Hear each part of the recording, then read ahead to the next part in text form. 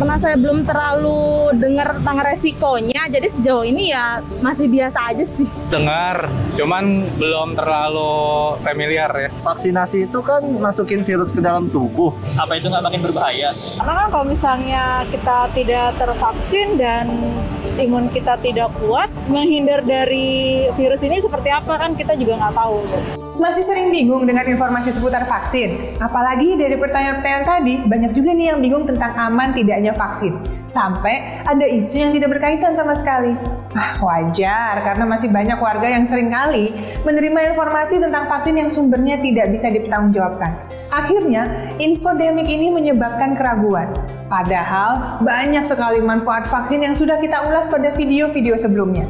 Jadi, penting ya untuk meluangkan sedikit waktu untuk mencari informasi yang valid di masa seperti sekarang ini. Budaya untuk mengecek sumber berita dan kebenarannya menjadi kunci. Sejak lebih dari 9 bulan pandemi ini berlangsung, sudah ada ribuan hoax tentang COVID-19. Beberapa di antaranya terkait dengan vaksin.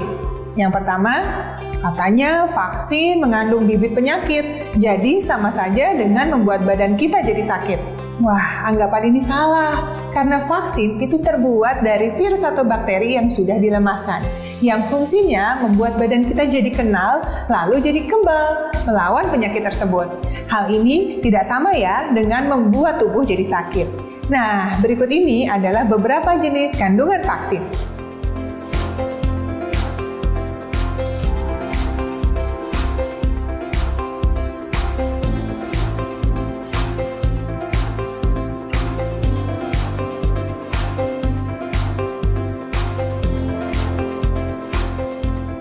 Yang kedua, katanya vaksin mengandung zat-zat yang berbahaya. Wah, vaksin yang sudah diproduksi massal tentu harus memenuhi syarat utama: aman, efektif, stabil, dan efisien. Setiap vaksin yang beredar harus lebih dulu lolos uji dari otoritas yang berwenang. Di Indonesia, ada Badan POM sebagai badan yang berwenang yang akan memastikan bahwa vaksin aman dan tidak mengandung bahan berbahaya. Yang ketiga nih, kalau vaksin nanti sudah tersedia, berarti kita akan aman. Vaksin memang salah satu cara agar kita bisa segera keluar dari pandemi ini. Kalau sudah tercipta kekebalan komunitas pada mayoritas penduduk dunia. Tapi perlu diingat bahwa vaksin itu bukan satu-satunya solusi untuk mencegah penularan COVID-19. Disiplin dan patuh terhadap protokol kesehatan juga penting dan efektif untuk menurunkan risiko penularan.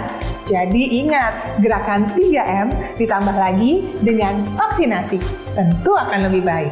Masih banyak lagi mitos dan hoax yang beredar di kalangan masyarakat seputar vaksin.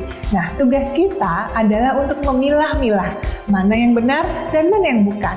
Luangkan waktu lebih untuk membaca atau hubungi kontak hotline resmi dari Satgas COVID-19.